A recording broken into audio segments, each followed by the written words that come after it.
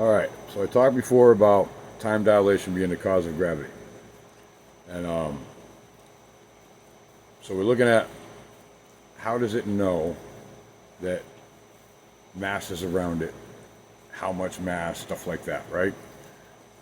And what it boils down to is we got like 17 different fields, multiple different dark matters, stuff like that. But the only actual field we know about that we can see, measure, detect, all of that, is the electromagnetic field.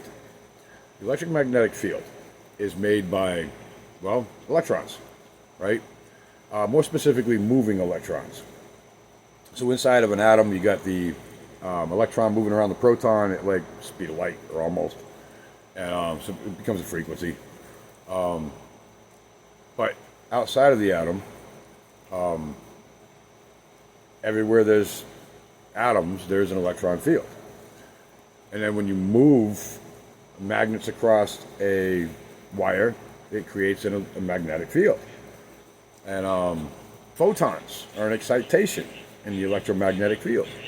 So light, wherever there's light, there's an electromagnetic field. It will actually create an electromagnetic field in order to travel through an empty space. But what is empty space?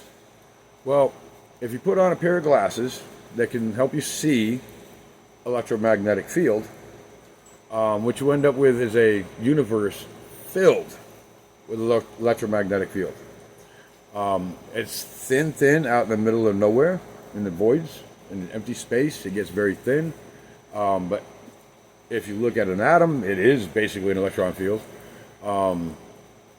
And you look at a planet, and what you have is a massive collection of electron fields that are all time dilating and pulling in and spinning in together and tightening and tightening and tightening, because it's electron field on top of electron field on top of electron field, and it's just a whole planet filled with electron fields, and they're all time dilating into each other. So it's a cumulative effect of time dilation that creates gravity, and it sees mass as an electron field. And if you overlap what you're seeing as an electron fields throughout the universe, you end up with Einstein's space-time gravity. This is what I mean by time dilation is gravity.